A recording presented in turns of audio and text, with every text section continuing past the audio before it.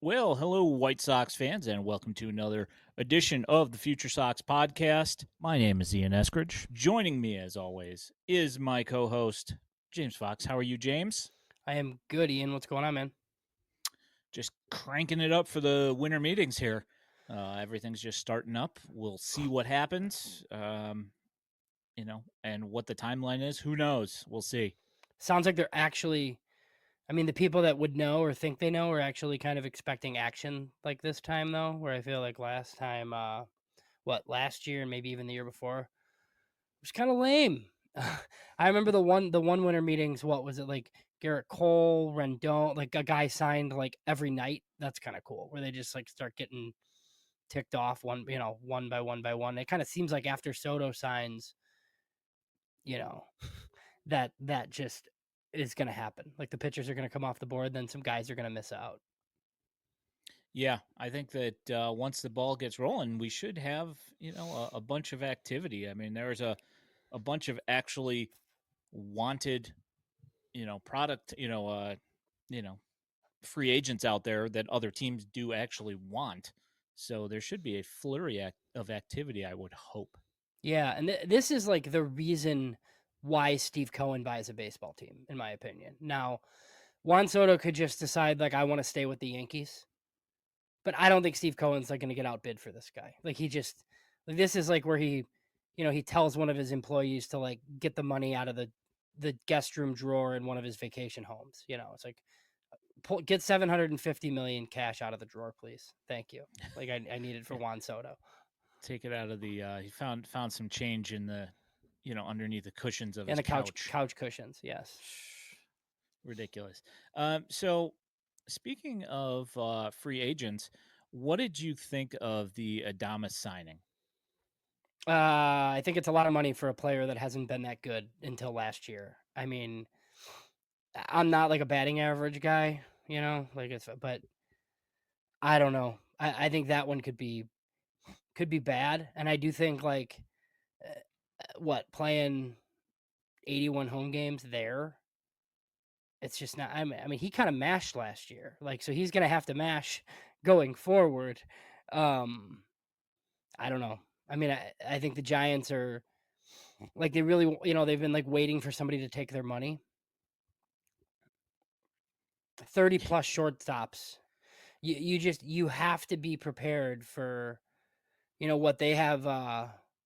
They have Chapman too at third, right? So I just kind of feel like when you sign 30-year-old shortstops, you have to be ready and willing, or just, uh, I guess, you have to think that their offense is going to play somewhere else, right? Like second, third, wherever, because they're just not going to stay at shortstop like into their mid 30s. It never happens. So I don't know. Good luck. Sounds like they're heavy on Corbin Burns too, because he's like from there, I guess.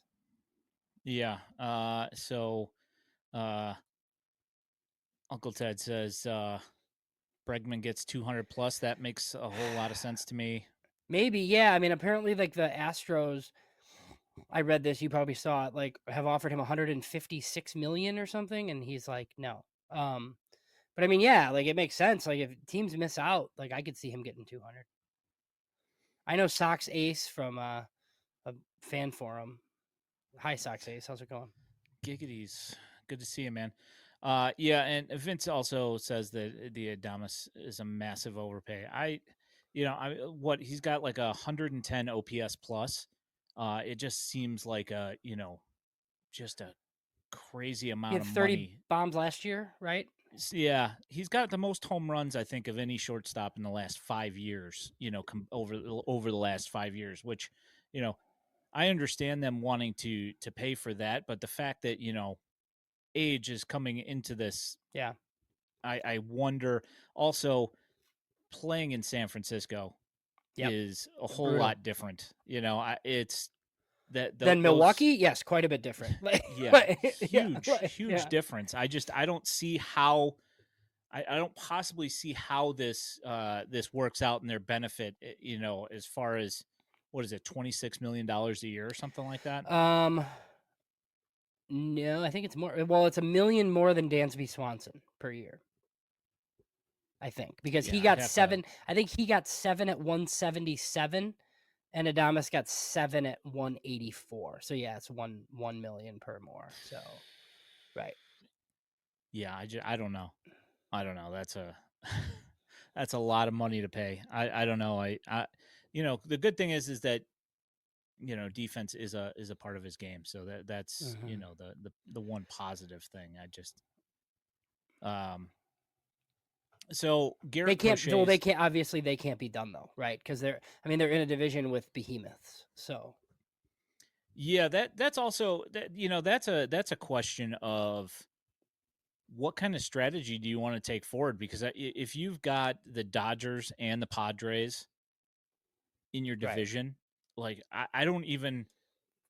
It's kind of like being in the AL East. It's just It's there's like being Toronto. Yeah, it's very similar, right? Like where you can spend, teams don't want or players don't want to take your money for whatever reason. Like they don't want to go to Canada. Like a lot of people don't want to live in San Francisco. Um, and it's just kind of but the hard part is like their system's not very good. And now you're gonna give up more picks like that. So yeah, I mean you almost have to spend a ton or go way the other way and like do the draft and develop thing. And they haven't really been able to do that. So it seems like Buster Posey is gonna spend the owner's money. yeah, and the fact that they're actually going to let Buster Posey spend some of that money as well is a good thing for him. It's got a I have to assume one of the things that people said was that because he is a recent player, he's got a lot of relationships with current players, so Yeah. that should help him. Is it going to help him sign Corbin Burns or other guys that are going to actually change something? That I do If not they're know. gonna if they're gonna overpay to that level for everybody, it might help. So, True that. So Garrett Crochet, uh, we've seen a bunch of rumors out there flying around. Red Sox, and that seems to be one of the bigger ones. We saw that the White Sox turned down a deal for Alec Boehm for Crochet. Do you have any thoughts on where Crochet is actually going to end up, or who the top two suitors are? I have no idea. But I do like I wouldn't be surprised if it's like somebody that we're not talking about all of a sudden, like all of a sudden Mike Elias does it and he's on the Orioles, like um I mean I think Boston makes sense. Like I don't know if you listen to what Morosi like just said on MLB Network, but basically said that like apparently Marcelo Meyer isn't untouchable in that deal, sort of deal. Like I would make that trade in a heartbeat, like for that headliner. I know like Marcelo Meyer hasn't been exactly what people thought. Like he was supposed to be the number one pick out of high school, but I mean, it's a left-handed hitting shortstop with power who can definitely play shortstop that's been injured too much. Like, and he's like 21. Okay, that's fine. Like, I didn't think like a Boston deal was um like likely if it was like what everybody's talking about with Wilyer Abreu and Tristan Cassis, because it just doesn't make any sense for the White Sox. The White Sox have to get, like prospects with 6 years of control. And ideally ones in double A, right? Where they could potentially be up next year. But I don't even think that's as important. You need top prospects, two bats at the top of this thing and whatever. It's just okay. Like I wouldn't mind Tristan Cassis playing for the 2025 White Sox, but like I don't want him to be a featured player in the Garrett Crochet deal. Like you have to kill this deal. So I'm glad they turned down Philly. Like I don't want Alec Boehm. Alec Boehm doesn't do anything for the White Sox. And Justin Crawford scares me too. Like, I mean, I think like Starlin Caba is a requirement in that deal. And like honestly, like I probably wouldn't make it without Aiden Miller. And if they're not willing to do that, then like they can just go spend money. Like that's fine. But yeah, I mean, we've heard all sorts of teams. We've heard the Cubs, the Reds are either in or out depending on which reporter you listen to. So yeah, it should be interesting. Morosi did say that he thinks he's going to get traded at the meetings. So we'll see. I think if Soto does sign tonight, maybe potentially like while we're recording this show, maybe the floodgates open, we get a bunch of signings the next couple days. And then, because I do think though, like Burns and Freed probably matter in all this, like in regards to Garrett Crochet, because I think it's a lot of the same teams. Yeah, speaking of, I should probably pull up Twitter just so I have this stuff going, just I know so I got it up too. Yeah, one I of was us just thinking. catches this going Yeah, through. somebody will tell us in Um, the comments too. Oh, true. One of these guys got to have Yeah, they'll know. auto refresh going. Yeah. um, oh, Uncle Ted is full of deals over here. Um, if Chris gets, if you are watching, Uncle Ted has some ideas for you. Yeah. It's always got ideas. He does. Um, so do you think that? So we kind of have an idea that maybe Robert is also available, as is Yeah. Benintendi. Um, what do you think the odds are of something like that actually happening? I mean, we could say at all, but definitely during the winter meetings, I would think that they would probably have to get Crochet done first before they were going to do anything like that, right? I would think so. I'm like worried about the Luis Robert like discourse that I'm hearing, cuz like the more I like read this, it seems like they don't want to bring him into the season and risk that he's bad still, and they'd rather just take like an okay return than, because I think worst case scenario is he's horrible or gets hurt again, and then it's a $20 million option that your owner like doesn't let you pick up and you lose him for nothing, right? So does Chris Getz think, oh, I'll just get a couple of pieces now and it's like a sunk cost? Does he like bring him into the like? I hope they bring him into the season if it's not something good. Benintendi is a little interesting because it's 3 years at like $52 million. To me, I don't know that the White Sox want to do this, but I don't know that anybody's like going to just like if somebody would give you like a DSL prospect for Benintendi and take the money, the White Sox would have done it already. So I don't think anybody's going to do that. But I do think something like Benintendi to Philly for like Taiwan Walker. Taiwan Walker's got 2 years and 36 left. You know, where if somebody would take the extra year from you, because I feel like if you could trade him for like an underwater pitcher, like even who's in Arizona, Montgomery. I don't know Yeah, that they Jordan would do Montgomery. that because I don't think they're going to give you 1 year and then take, but a deal like that, like I think the White Sox could fix a pitcher and get something at the deadline. Whereas like you're kind of stuck with Benintendi. So if there were some sort of deal like that, like, yeah, I'm definitely in favor of that and playing kids. The one thing we've said last week, I think, and in the past was, um, I don't want them attaching Benintendi to Crochet just to dump him because I think it lessens your return. So, and then, one of the other interesting things I think is like if anybody else gets moved, right? Because there's really nobody else to move other than like, we don't know for sure that Davis Martin is like out there, but ever since Fegan brought it up, like, It's just stuck in the back of your head, isn't it? well, it's just like the type of guy where like if they traded him and you got like 4 prospects back and people are like, "Oh my god, how did they get that much?" That sort of thing, because like he's a number 4 starter with like 5 years of contract control. Like he's pretty good. And even if they do keep him, I think he's the guy we're going to be talking about like in July. Like, hey, what are the Sox going to trade Davis Martin for? Because I think there's no I just like think he's going to be pretty good. So, he just becomes that. So yeah, pretty interesting. But I do think it's mostly Crochet probably for at least for the next 48 hours or so. Yeah, I kind of have the feeling that Davis Martin is going to continue to just put up numbers, and I think with the addition of the kick change, he's just going to continue off where he left off last year. Yeah, he looked nasty when he came back last year. Yeah, And I know like I I didn't really watch that much, but I watched when he would when I watched when he pitched because I think we talked and it was kind of like, oh my god, Davis Martin looks good. Um, I think he's a guy that a lot of people aren't really talking that much about. James says keep Davis Martin. I'm fine. I'm fine with keeping Davis Martin. Yeah, I just think like in the position that they're in, like if they can get 3 prospects for Davis Martin and start Mason Adams instead, they might do it. And I just used him as the placeholder name, but it just they have to remake this work somehow. yeah, I agree. I wouldn't be surprised if they did trade him, because if somebody's willing to give you a bunch, it's basically found money. It's like Yeah. going and finding an old pair of jeans just sitting, in your closet, and there's $200 sitting in the Yep. pocket.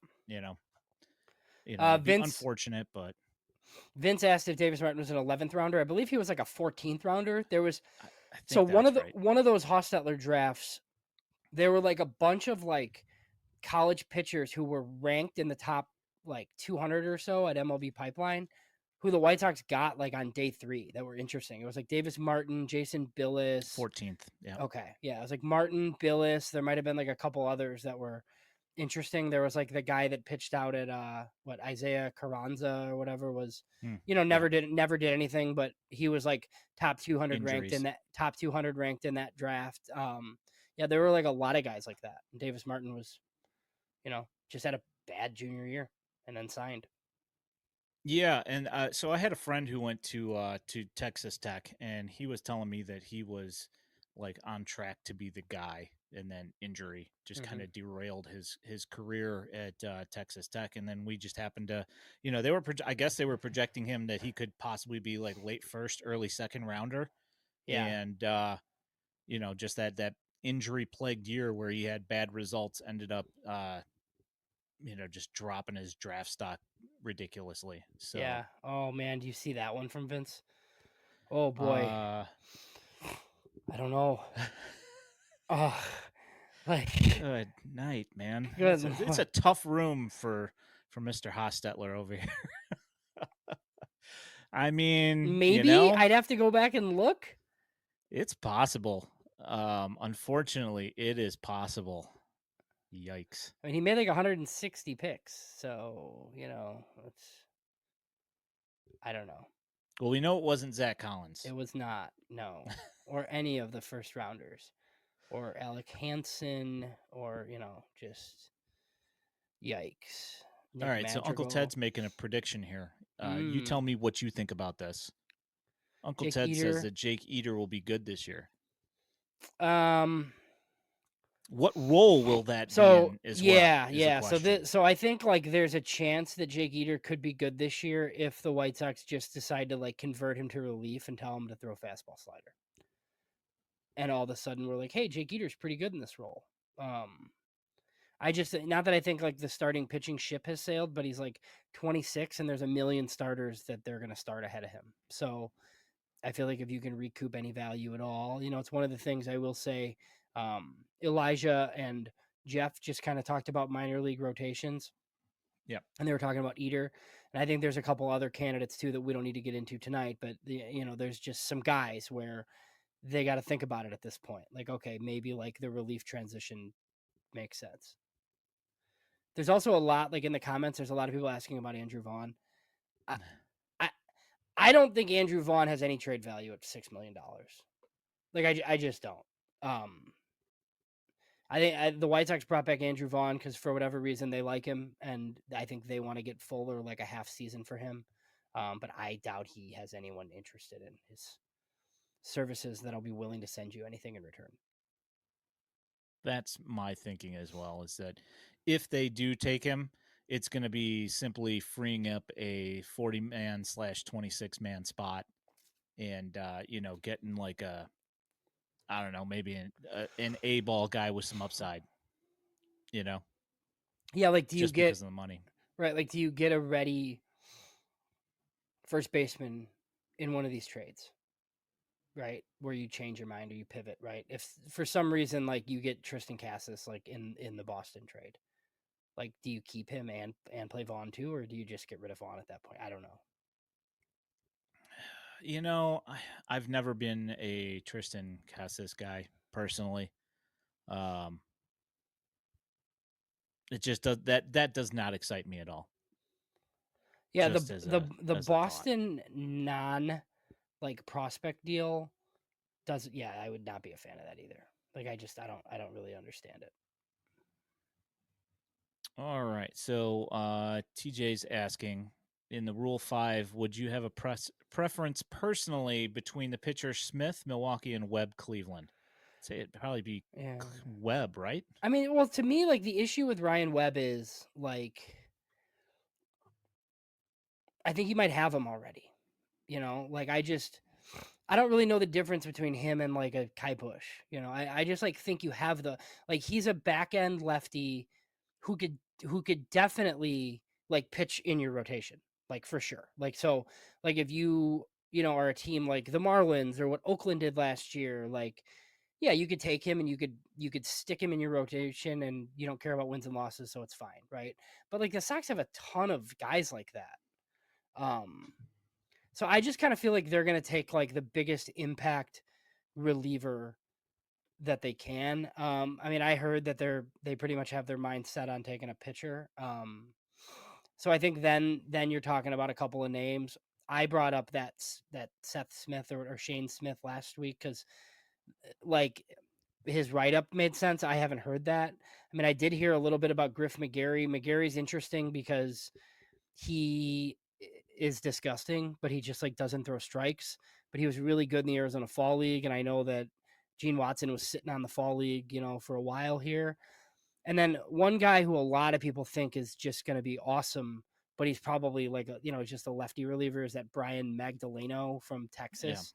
Yeah, like I mean, do you want to use that pick on a second lefty? Or do you want more impact than that? You know what I mean? Like they're picking one, man. Like so like I understand like Brian Magdaleno could stick in your bullpen and he could be like pretty good, but I mean he's not a setup guy. He's not a closer. He's just like a lefty out of your pen with good stuff, which is okay, but like do you take that 1-1 in the Rule 5? I don't really know.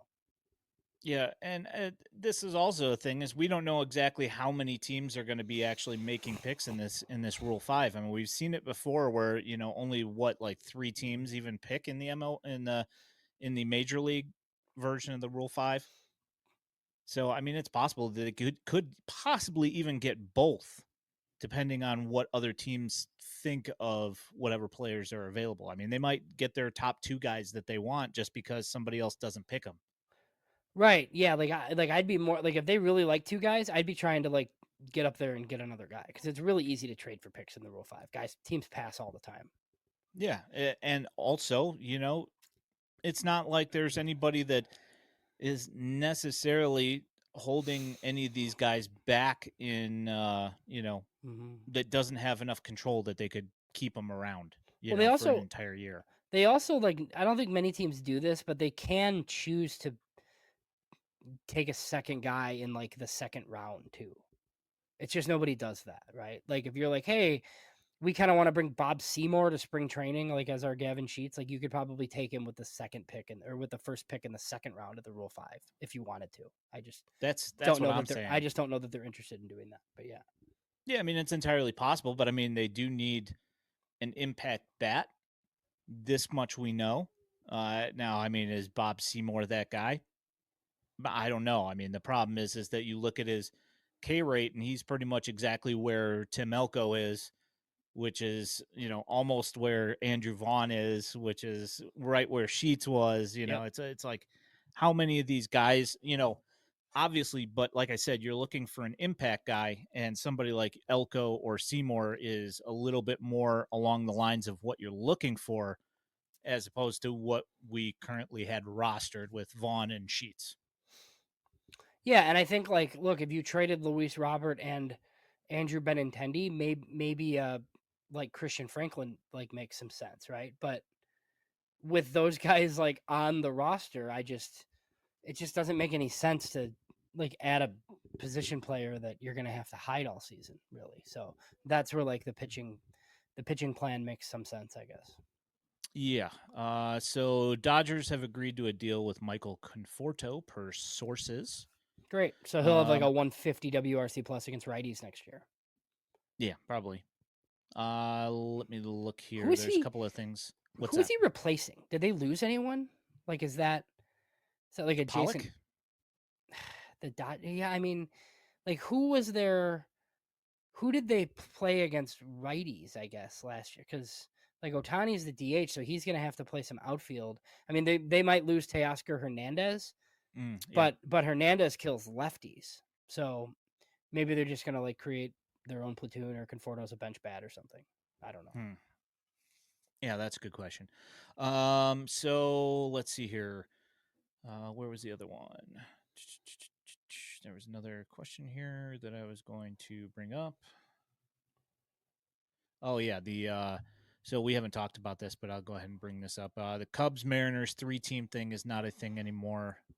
From what we've heard, it's stalled and that's pretty much dead, right? Yeah, I think so. I mean, I think like something like that makes sense, but like that whole time it seemed like the Mariners like weren't getting enough in return for me. I think the issue has been like the Mariners have no money. They can't just like take in Bellinger. They've been rumored with Nico Horner as well, which makes sense, right? So, full disclosure here, like I get a message from multiple Cubs like bloggers that I know the other day in the morning, right? And they're like, "Hey, have you heard anything about this Mariners Cubs Sox 3-teamer where Crochet goes to the Cubs?" And I said, "Nope, I have not." So, like reached out and what like somebody in Seattle that I can kind of, whatever. So I did hear it from the Seattle side, like too, that there were at least like talks. And I had heard about, and what I texted you, right? I had heard Harry Ford mentioned. I'd heard Owen Casey mentioned, which is probably an okay package for Crochet. But the problem is, like, if you're the Cubs, like you're giving up a big leaguer, like a big league starter of some sort, right? Plus Casey, plus other stuff to get Crochet in return. But then the Mariners are giving up prospects too to get like just Horner, who's expensive and hurt. I don't know. It was just kind of weird. So as soon as I tweeted like about it, I piggybacked off one of the bloggers, like somebody that I trust, like texted me and was like, one of the like one of the people directly involved said that like this is like not true. And I was like, oh, okay, cool. So now it'll probably happen like tomorrow night or something, but whatever. Of course, it will happen first thing in the Yeah. morning after we've just done this. Well, I think the Cubs are interesting because I think Casey makes a lot of sense for the White Sox. Yeah, And no, for and sure. if they don't trade Bellinger, like he has nowhere to play. Like I could totally understand if they trade Bellinger for pitching and then Owen Casey's like part of their team, like that makes a lot of sense. But if he's not, that's the type of guy like, lefty with power that could play right field. Like I could see him as like a headliner for the Sox. I do think there are like a whole bunch of people that are skeptical or like don't want Garrett Crochet to end up on the Cubs. Like I don't really care at this point. I want the best package. So Yeah. if they're willing to step out and do it, great, works for me. And I don't think Jerry Reinsdorf cares. I've seen like those comments too. Like Jerry's not gonna let he doesn't care. The one thing that kind of had me a little bit flummoxed was the Ford piece of it. I just didn't know like how he fit. Yeah. I mean, granted, of course, you want to get the most upside that you can. It just didn't seem like with where the White Sox system is right now, that one didn't. That one in particular just didn't make a whole lot of sense why you would target that, other than you just want like the highest ranked prospects that you can get. Right. Like, yeah, maybe he was the guy that, like, right, that Seattle felt was expendable, and you're just like, you just are collecting talent. I do think he could potentially play center field. Um, True. the issue is he's like, I think, plus defensively at catcher, and you already have Caro. So while it's like Ford can play somewhere else, like, is he the most valuable at catcher? Right. And then that's where it like doesn't really make as much sense. But yeah, pretty. I mean, this stuff's interesting. We're gonna have like days and days of signings and trade rumors, hopefully. Yeah. All right. So I want to answer Doug's question here. He says, how many can you make in the Rule 5? So here's the deal with the Rule 5. There are no set amount of picks that you can make in the Rule 5. There's no set amount of rounds. It's however many picks, however many guys that you can get in under the 26 man before you run into roster issues. That's the thing. Yeah, because you have to carry the guy. And it's not a huge deal like in the offseason because they're just on your 40 man. But then, like, once you get to the regular season, like, you either have to carry a guy on your 26 man roster, put him on the injured list, or give him back, basically. So, how many guys? And look, there's not that many guys that stick, honestly. It's pretty small. But I mean, Santander's out there right now as a free agent, and he was one. So, I mean, there it does happen. It's just not. It's not. They are the exception, not the rule. Well, and here's the thing: somebody that gets taken in this Rule 5 draft will stick. And in theory, probably a reliever. And in theory, with the White Sox having the first pick, they should be able to identify who that guy is. Now, that's funny, right? But somebody will stick. Somebody always sticks.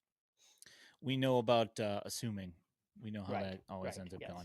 going. So Ralph says DFA everyone, call up everybody. Project Birmingham 2.0. I mean, Yeah, I mean it's. If they trade Robert and Benintendi, uh, that's entirely possible that that's what we could be looking at. I mean, yeah, it's a minor league team if there's no Yeah, I mean, you trade Benintendi and Robert. You know who the highest paid player on the team is?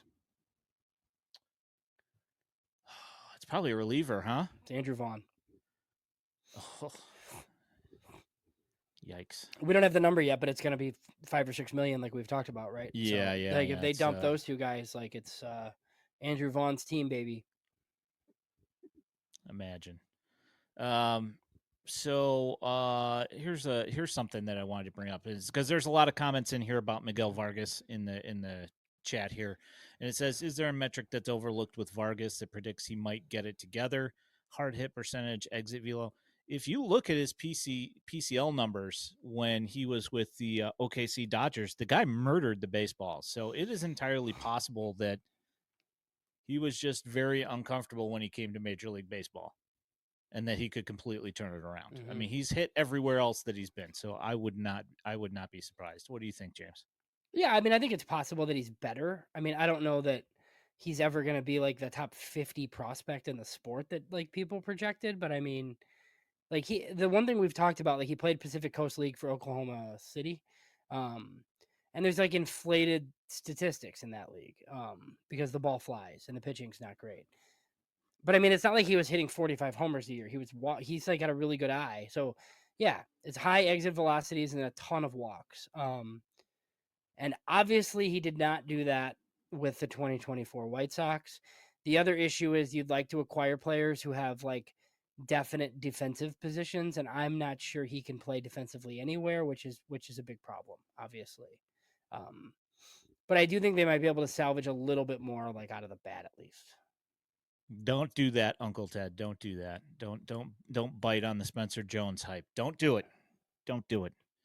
Zach Collins. That's all I'm saying.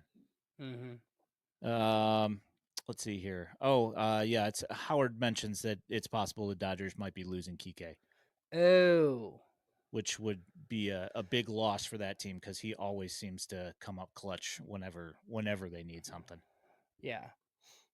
So this Nando brings up John Heyman. Did you see the John Heyman thing?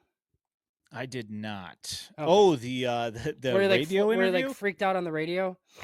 Yeah, So here's what I'm gonna say about that. Like that's Philly and New York like radio. Like the guy was a total jag to him, right? Like I think it's fair, like making fun of John Heyman, right? Like everybody knows like Heyman is basically in Boris's pocket and like the arson judge thing, haha. But like if John Heyman decided to come on our FutureSox podcast, like I wouldn't like make fun of him for like being in Scott Boris's pocket and then get mad that he like took offense to it. Like it's just like he's on your show. Like why I just like don't understand what like it kind of seemed like the host like thought he was being funny. And it's like, no, you're like totally like calling this dude out like for this. yeah, telling him that he's on the payroll of an agent. Well, and that joke's Pretty been around dicey. forever because he does. He knows somebody at Boris and he has like all like he does the Boris's dirty work for him. But you know what? He gets scoops. Like everybody does it. Like that's like how the game is played. You know? I was a huge fan of how he ended the call. How Yeah, where he he's like just couldn't like, believe he I freaked can't out. believe it, and his Yeah. voice got like super loud. It's hilarious. Like I Well, was that's what he gets for dying going on laughing. WFAN. Like, I mean, what do you Fair think? I mean, enough. you know, it's like, come on. Yeah. Oh, it's that was entertaining for sure. I enjoyed it. But it's like I just don't understand having him on making fun of him and then like trying to get info out of him. Like if you just want to like have him on and hammer him and then like ruin a relationship and never have him back on again, like that I understand, right? But I don't understand like doing it and then getting offended that he got offended. Like when you were clearly like calling him out. Like yeah, you want to be a smartass, and then you get called out for doing it. Don't be surprised. I yeah, mean, it was like I get it, it's kind of entertaining, but still. yeah, Um, I don't know if we're going to get an arson judge at this winter meetings. I hope so. That was great.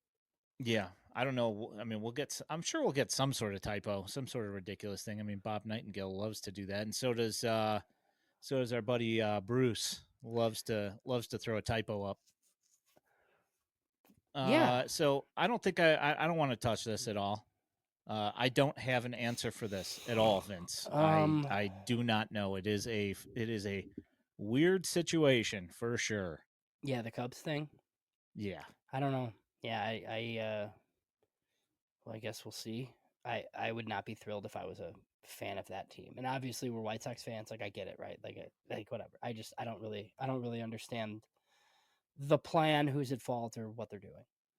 Well, if my team made $500 million Right. in revenue and it was, at least pseudo documented, Yeah. I would be upset if they were spending less than the White Sox did last year, Yeah, or and then right around you there. told me you couldn't even get a meeting with Juan Soto. Like what are we doing? You know. Yeah, pretty insane stuff. I don't really know. Yeah, I'd be pretty upset. James brings up, I will touch this because this is part of the thing that's been mentioned about the White Sox and Cubs with the Crochet thing. What do you think about Alcantara? Yeah, okay, I guess. I mean, I like James Triantos. Like, I just think they have like a ton of prospects. And look, half of them or more than half of them are gonna bust because like that's always what happens, right? But they like don't have anywhere for these guys to play because like they have no trade clauses in each corner. They have Nico Horner at second. They have a overrated, overpaid shortstop, and they traded for a young third baseman last year, right? You have Cody Bellinger on your team. They're trying to trade him because they thought he was gonna like they don't have anywhere for these guys to play, so they have to do something. And I know it's like people don't want them to just like play kids, and like I understand that, but like they have 8 top 100 prospects and they don't have like spots for any of them to play. That's the thing, is you've got all these top prospects, and there's a bunch of them that are position players, yet you don't have anywhere to put them because you've got other guys that you've invested money into. You got to Yeah. figure out some way to make your team better, because even if the guys that you've invested money in, even if they're like 110 WRC plus, and you have somebody that you think might be possibly, in the 120, 130 WRC plus, OPS plus, whatever, whichever metric you want to choose, uh, you have to clear a spot for him somewhere. So, I mean, they gotta figure this thing out. Jack brings up, he says he thinks that Casey has too many red flags. I feel the same way about Triantos, that I feel that he's got some red flags that I'm not really too thrilled about.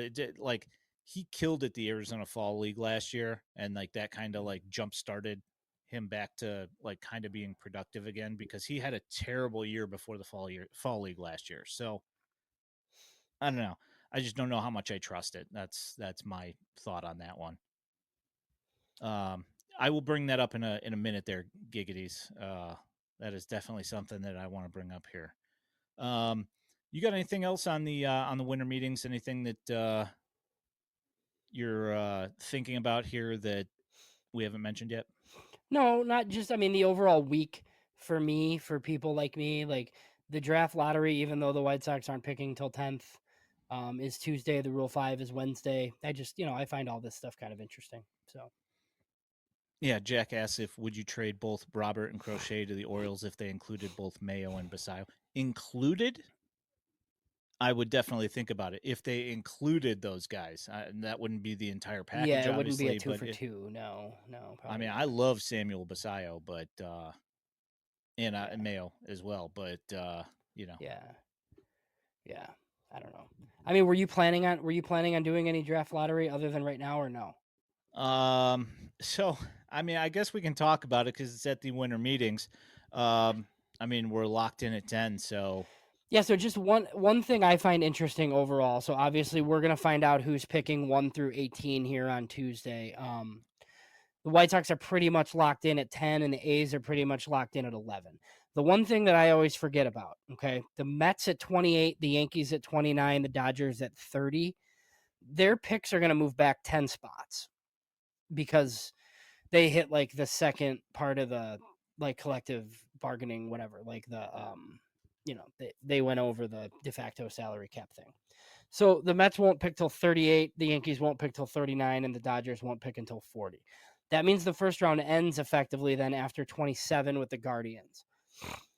Another thing I didn't realize, which is ridiculous, is that the Royals qualify for one of those PPI picks because of Bobby Witt Jr. somehow, because he Yeah. because he finished top 3 for MVP like in his 3rd season. So the Royals get a PPI pick at 20, which will be like 28. And then something else interesting then, the Orioles would get a first rounder for Burns, a first rounder for Santander, and then the Brewers will get one for Willie Adames, and the Diamondbacks would get one for Christian Walker. I've read somewhere that Baltimore is reluctant to like sign a qualifying offer free agent like pitcher Yeah, I saw that as well. because they don't want to like give up the draft pick, but it does seem like the draft pick would be like pick 30 or something. That's the pick they'd have because they have to give up their 3rd highest pick, which would be one of those other ones. So I understand that. Like, I mean, if you can sign Max Fried, you definitely do it. But I don't know that I would do it to sign Nick Pivetta, like Yeah. exactly. So there's that. And then obviously like the White Sox 2nd pick is going to be right around like 44 or something like that. So that's like the first pick in the 2nd round. The other thing is I'm wondering if they wait. I think if they wait until Tuesday, I don't know that they have to, but I'm wondering if they try to get like a comp pick from somebody in like one of these deals. Like I tweeted about it earlier when I found out about the Reds, right? Do you get a couple of position players from the Reds and their comp A pick, which would be like in the 30s potentially, because that's kind of a big significant trade chip, So that's one of the other things. And then Severino was brought up. That is Yeah, wild. I wanted to bring that up, but I Yeah. was going to wait for this Yeah. thing to That come is to a head that here. is wild. So the A's sign Luis Severino 3 years, 67 million, and effectively give up like the 48th pick in the draft to do it. What even is that? Yeah. I do not understand. So as a small revenue club, they give up their 3rd highest pick.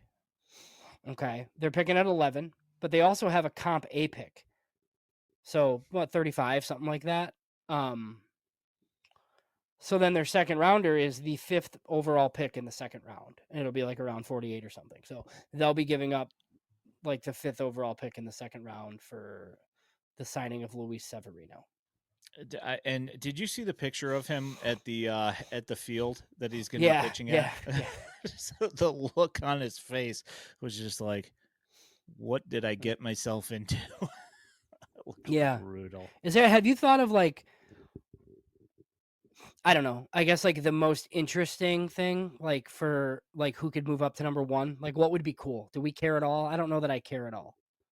Because obviously last year it sucked because Cleveland got it, Yeah, well, Jack Um, brings up, can't wait for the Twins to get number one. Well, that yeah. would be awful. Yeah, I mean, I guess for the storyline, like I'm not like a super Cubs hater, and I love the draft. So like if they got one, I would find it interesting because at least they'd be Yeah, no, for because sure. they'd be like forced to talk about it locally, and it would just be like another story. Like that would be kind of cool. Like even if they were in the top 5 or something, I'd be like, oh, the It Cubs, would okay. allow them to talk about baseball on Right, like they 670 would, The yeah, Score like for they could, once. I could, yeah, like I could talk Cubs draft strategy with my buddies. But other than that, like, yeah, I don't think there's like a team that like deserves to move up to number 1. Or it's kind of boring at the top if it stays chalk. It's like Marlins, Rockies, um, Angels. I kind of would love to see the Rockies get it just because I want to see how badly they botch it Right. because they're really good at that. Um, so I want to bring this up here from Trey. He says, "What about Basayo with them signing Sanchez? Just a 1 year deal." And to be honest, I would not be surprised. One guy that really, really helped, and this is somebody that I didn't bring up in our Walker McKinven stream the other week, was one of the guys that was really helped by Walker McKinven was Gary Sanchez. And without him having Walker McKinven around, I don't know if he's going to be as good as he was last year defensively. So Yeah, I'm kind of like, uh, what's the point of that signing for them? I don't know. I don't get it. I mean, they got Adley Rutschman, so I mean they need a backup. So maybe they wanted And James the McCann was horrible, right? So he yeah. I mean, he had some he had some injury issues and he didn't really hit all that I particularly so I well, do which we think knew. I actually think James McCann makes some sense for the White Sox right now. I mean, A guy like that. I mean, because like I don't really want to go into the season with Chucky Robinson. Um, yeah, no, that's fair. um, and I was like a big like proponent of the Grandal signing, and it didn't work, right? So I was like at the forefront of like all these arguments with people about how like signing Grandal was a better idea, and just like letting James McCann walk was smart, and like they should have done that. And Yeah, they no. and they and they did. But I take him back now. I mean, like as a platoon with Corey Lee, like on a bad team, I think it's fine. The A's do lose that Oh yeah, draft pool money, right? Yeah, oh that's yeah, what I thought. yeah, yeah. So they'll just have like a smaller overall bonus pool. Yeah. Yeah, no, I mean there was a time where James McCann, like that's the thing is that James McCann put together two very good half seasons, just not in the same year. Unfortunate for him. Yeah. And it did not continue. Well, remember he got like a ton of the credit for Lucas Giolito's breakthrough. Yeah. Yeah, by So having him throw like 85 changeups in a row, you know.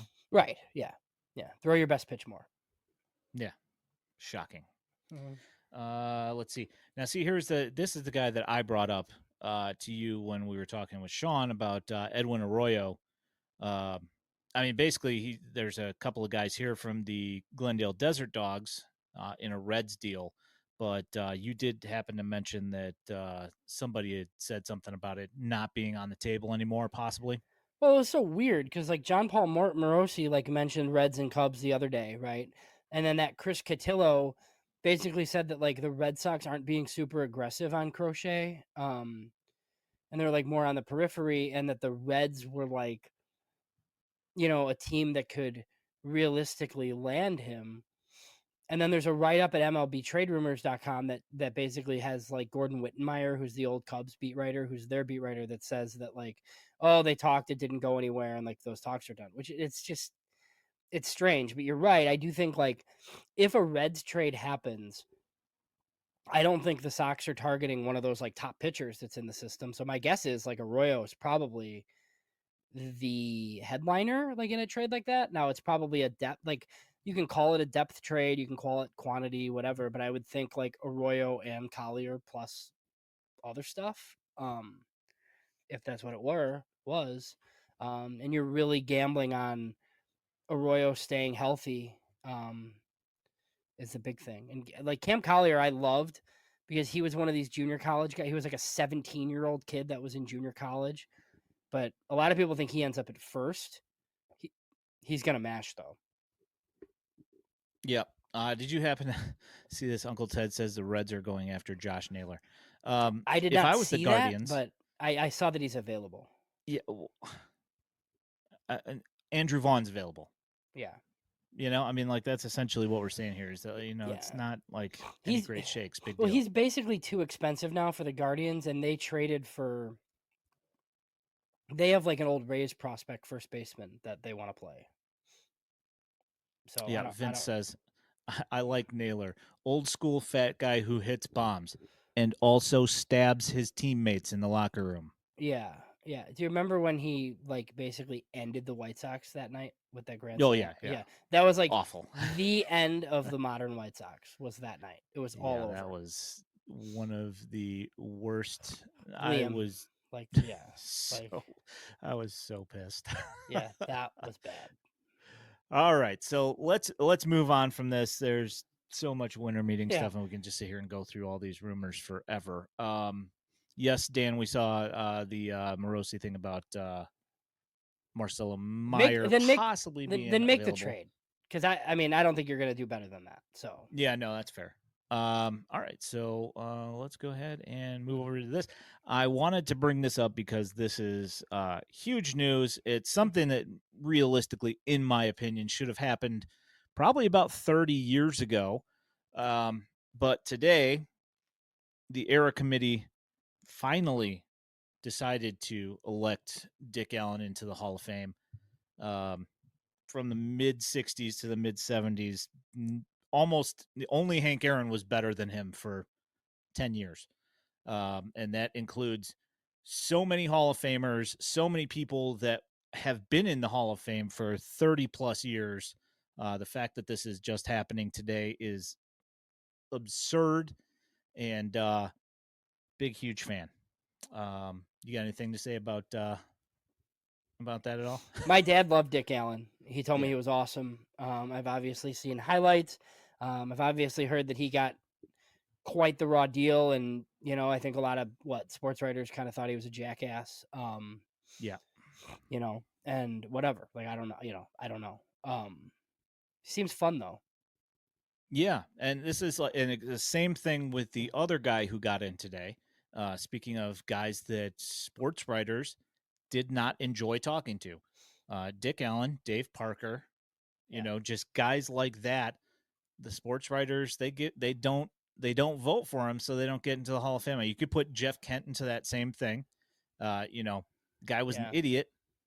Fine. I don't disagree with that, but the numbers speak for themselves. I mean, like guys like this, even if, and if you go and listen to interviews with Bill Melton and basically any of the White Sox podcasts, everybody loved Dick Allen, just not the sports writers Yeah.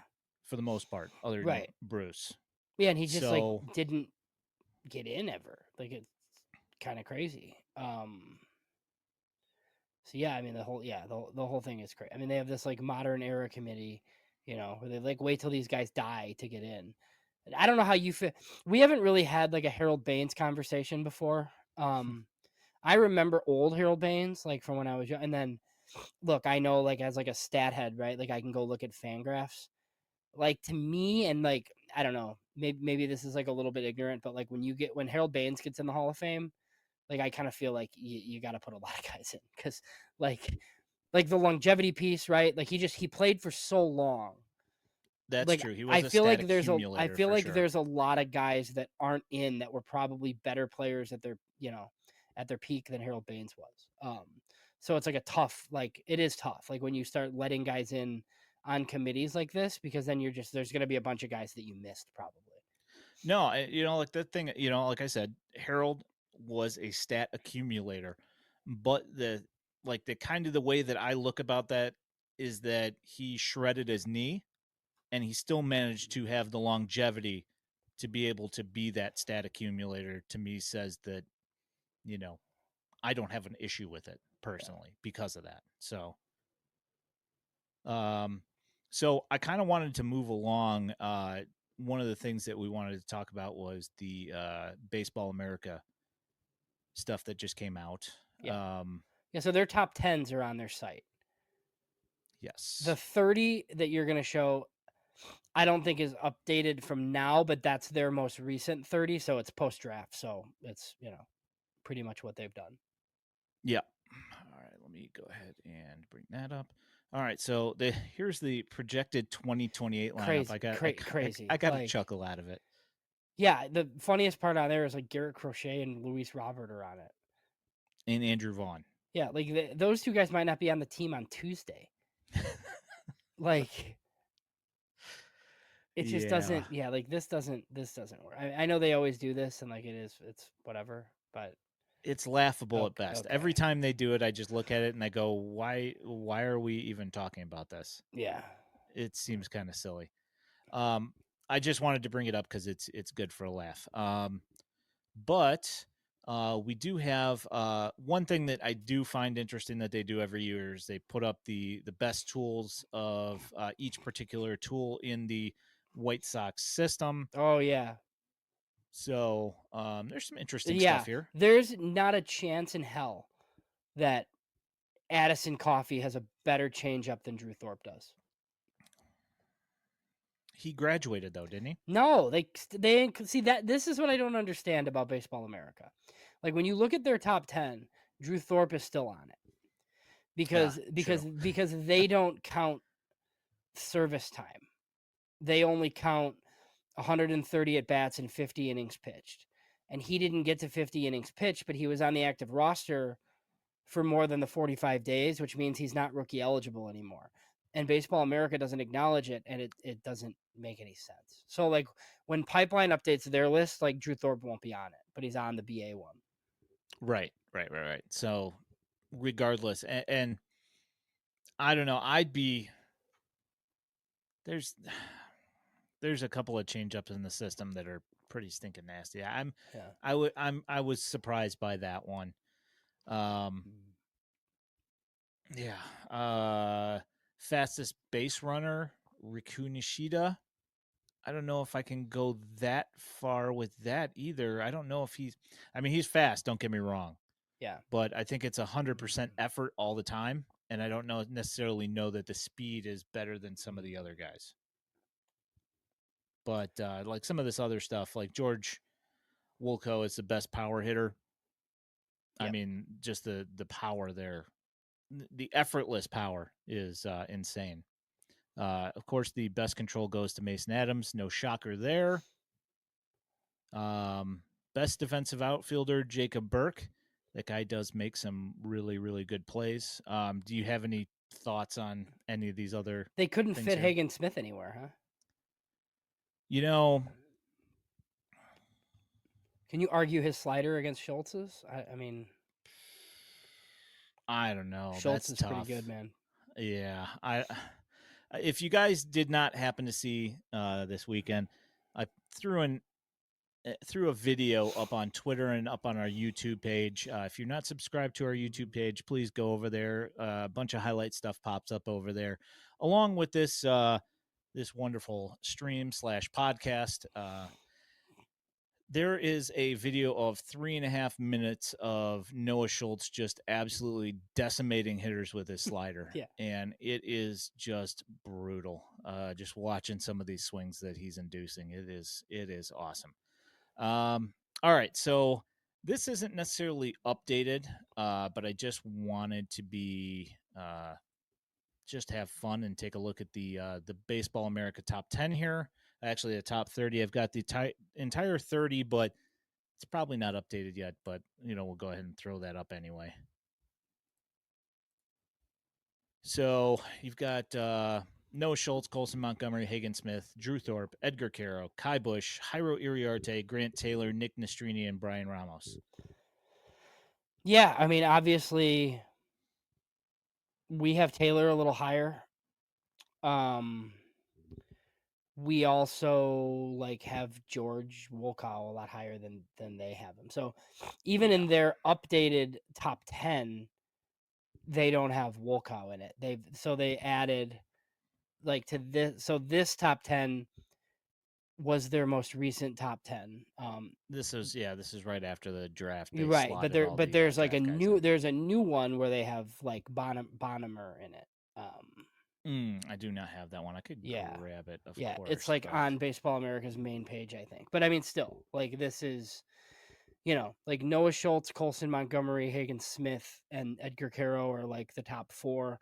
They've kept Drew Thorpe on, and then I think at that point, I think we've kind of leaned towards Wolko and Grant Taylor. A lot of other publications have gone Jairo Iriarte. All right, I here it is. I don't really got it. understand Wolko any lower than that, though. It's just at this point, They doesn't really make any sense. Yeah, on this one, I'm just clipping this top 10 here quick. So and Kai Bush is fine, but he's too high. It's just and here's the thing is that surely George Wolko would be there in the 10 to 20 or the 11 to 20. No, he's not. Yeah, I know. They just they went way overboard on the strikeouts and cared way too much about it.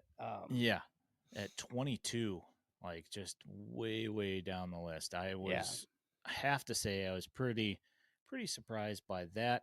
I'm gonna go ahead and bring up this thing here. Give me one second. The updated new one. top 10. Yeah, and that came out this week, I believe. So they have Schultz, Montgomery, and Hagen Smith with Caro. They kept Thorpe on, like we said. Jairo Iriarte and then Grant Taylor. I think, if you like Jairo Iriarte better than Grant Taylor, that's fine, but I would have Grant Taylor. See, for us, Drew Thorpe is no longer on our list, so Grant Taylor is at 5. It's pretty aggressive on Bonham, but I like it because Bill Mitchell, who I think we're going to talk to next week, that wrote this list, saw him a ton in instructs and out on the backfields in Arizona. So That's pretty positive. And then Kai Bush and Mason Adams, both back end types. Probably like I would have Wolko on this list. And then I'd probably have Mason Adams on too, and Bush not. Yeah. Yeah, that probably makes sense to me as well. I mean, I like him, but I kind of feel like Yeah. that's a little bit aggressive for him. Yeah, and then the All next right. guy's in, like I think like a guy that really kind of pushed his way up here is like an Aldrin Bautista, just like with the upside that he has. And then there's like a whole host of guys. 10 to 20 is kind of difficult. Yeah. Let's see here. Yeah, Vince. They do have different sliders, but it's there's a very different arm slot, and there's also the fact that Noah throws multiple different sliders. So that also changes things a little bit. Is that you could look at one slider and it looks completely different from the other. It's just which one he happens to be throwing at that time. And if you watch the video, and I don't know if you did or not, but I mean, you'll see there's all sorts of different movement profiles from his slider just in that video that are just all nasty. So I wanted to move along to the MLB Pipeline 100, the top 100 for the draft, and just get your thoughts on that and what you think about that. Yeah, I mean I love how many high school like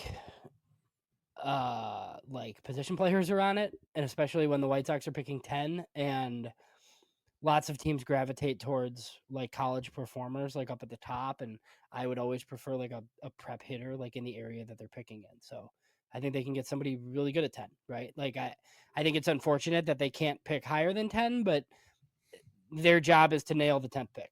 And in this class, I feel like it's not that huge of a deal because I don't think the class is that good. Um, so it's not like you need a top 3 pick to land somebody awesome. Like I kind of think like Ethan Holiday is a stud, and I think Chase Laviolette as of right now is like the top college hitter. But after that, like these guys are all kind of similar. Yeah, and we're not going to get either those guys. We're not going to even sniff those guys. So who was the guy that you had mentioned that you had as your Oh, favorite out of the gate? Eli Willits. I That's who it said, was. yeah, because I love this. I love like anybody that's listened to me long enough knows that I love these like super young dudes. Like He's a shortstop, right? he's really young, stinking young, man. So he turned 17, I think, like just like this weekend. Um, so he won't be 18 until next December, and he's like drafted out. So yeah, switch hitting shortstop out of Fort Cobb, Broxton, Oklahoma.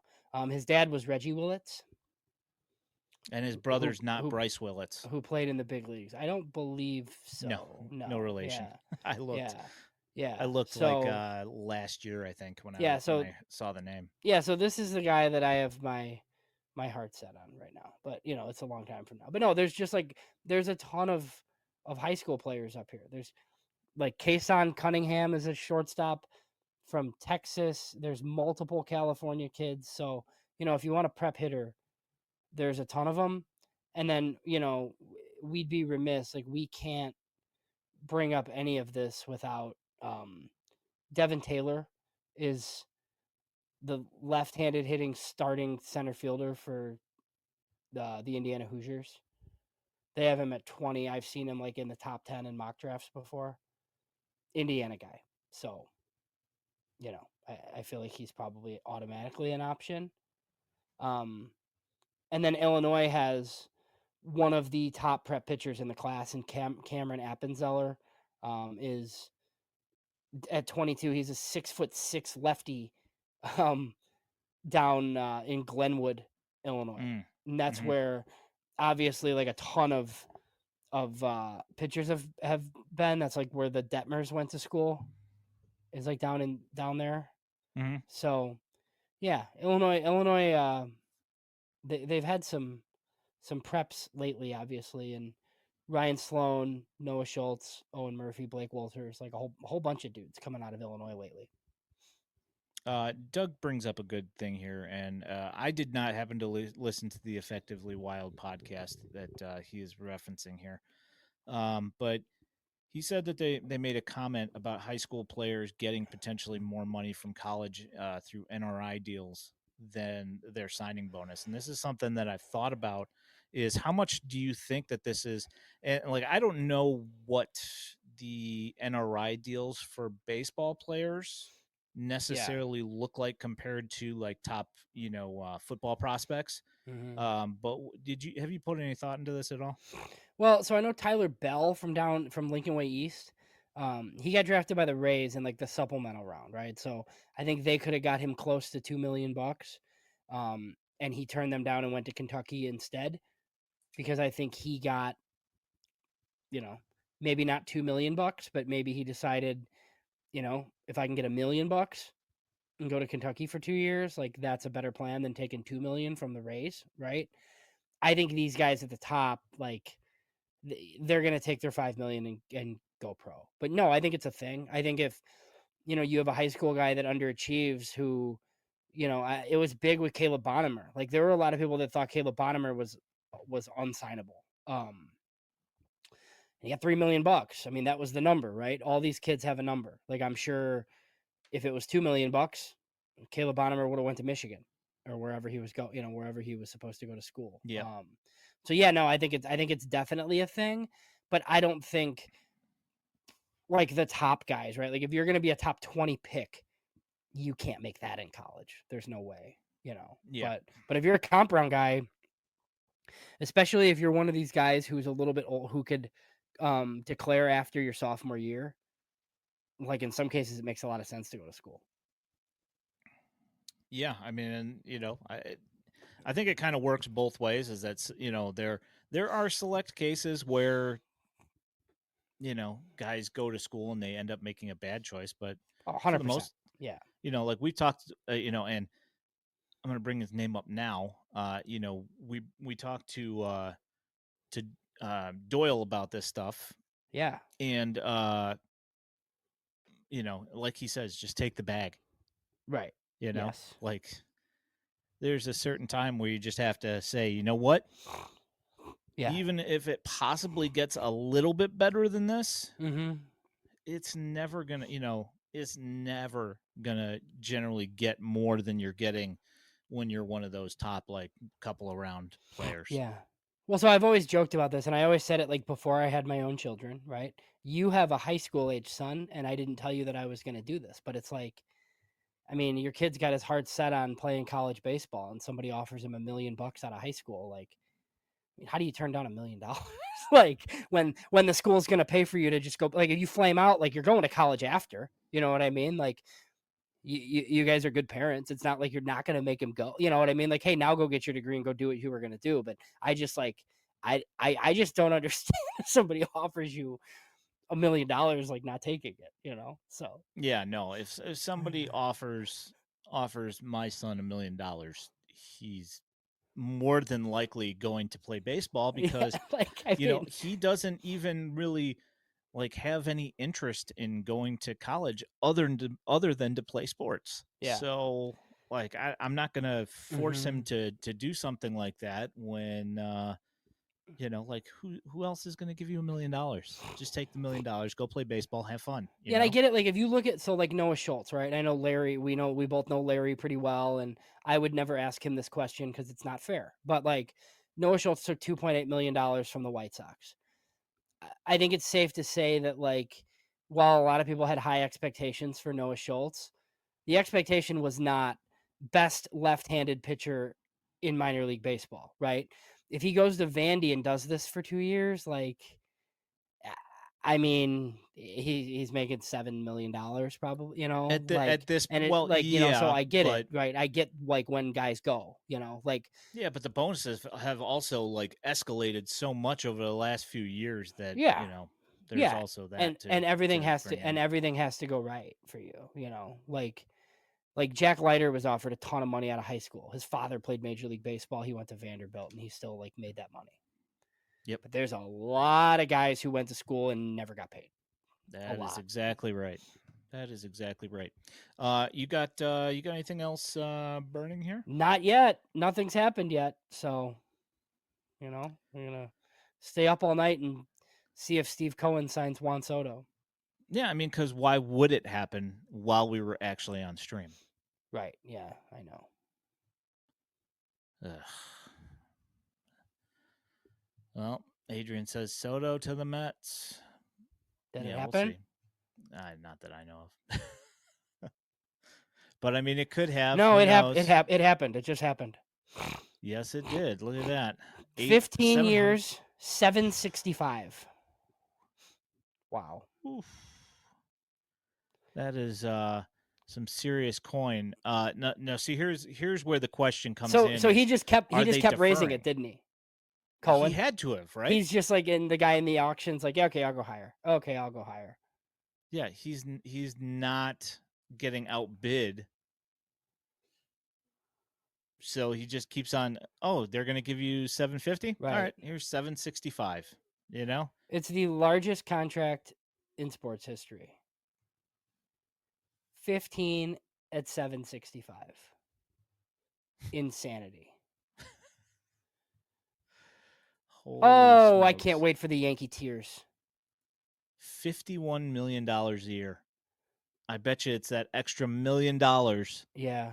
from over 50 that got it done. I Dude, bet you. Yankee Twitter's going to be so fun. Yeah, hold on. I gotta. Speaking of my son, Yeah, you're getting the texts. I'm texting him right now because I know that he's gonna be interested. This is like, like when you're Steve Cohen, this is why you buy your favorite team.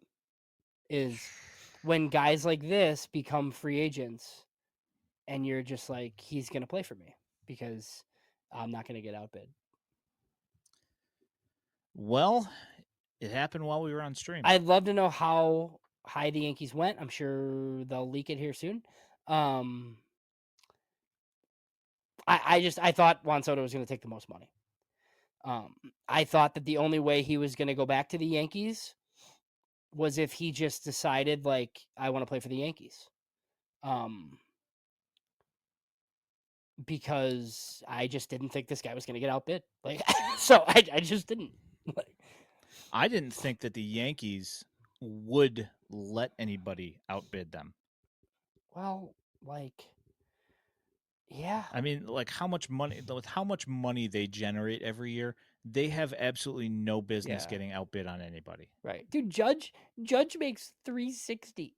Like, right? Isn't For that right? what he did, like for like 13 years. I don't know, but it's not enough money.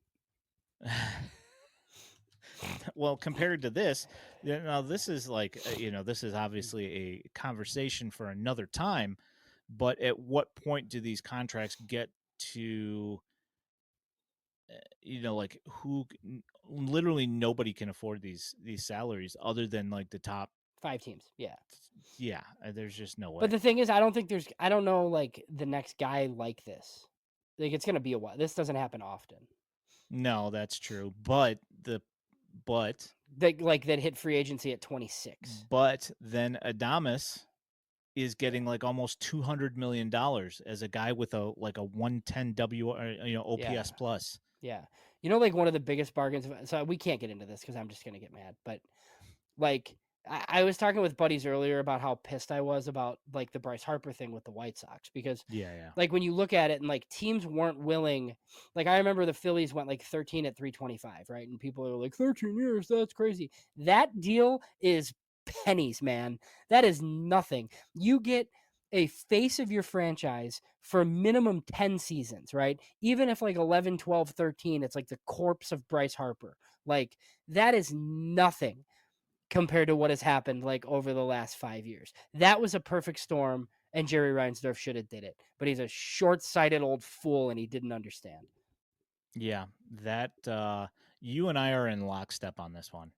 Like if there's any deal where you and I were in agreement on something, this one is that the pinnacle of that. Yeah. Like both you and I have been saying this for years now, that that was the guy. They messed it up, and ever since then it's been they haven't finished it. And also, did you? I know you listened to In the Clubhouse this weekend with Bruce Yes. and Yes. McGuffey, and McGuffey McGuffey's was hammering him. Yes. Like, destroying Bruce over the fact that the White Sox messed that whole thing up by not investing in the team and well, getting that. well, Hilarious. and the guy that they kind of went after was the one who like didn't really want to come here anyway. Like Harper would have came. Yep. He would have. If you would have said like, "Hey man, like we really want to get this done. Like, what do you think? Like 12 years, 350, like come be the face of the franchise." It would have been done. It would have been done in November. Yep. Been seeing him on. He'd I still had be on the dreams. billboards. Like, I had dreams about the billboards. I designed a T-shirt. I had everything. It was ready, and yeah, no. Oh well. yeah. Uh, Adrian, send me a DM. You're welcome to the team. Yeah, it's fine. Making dreams come true here, ladies and Yeah. gentlemen. So you have anything else going on, James, that you Well, want to well now mention now I'm that this broke? now I want to see if the floodgates open, but no, I mean I'm kind of glad we were still on for it. Yeah, me too. If you would have made me predict, I mean obviously I said Mets just because of Steve Cohen. I am curious to see how the Yankees pivot, if it means um like Max Fried, and Christian Walker and Bellinger, like they could go a lot of different directions. I mean, obviously, like the Yankees aren't gonna like take some step back and suck now. Like they're gonna go full throttle and spend the money on something. So I'm just kind of curious to see like how they achieve that. Yeah, I interested to see what happens here. It's gonna be it's after that, Yeah. it's gonna make a lot of Do you other have things a lot do you more have any interesting. like really good buddies that are Yankee fans? I choose my friends better than that. Yeah, I don't either. That's why I was right now. I almost like wish I did. Right, as like a lonely, pissed off White Sox fan, I could like jab him for losing Juan Soto. It's like, oh, that sucks. Hey, that 1 year Juan Soto looked fun. Haha. Like, but yeah. Yeah, it almost won him something, and then it Thanks for didn't. Drew Thorpe. Yeah.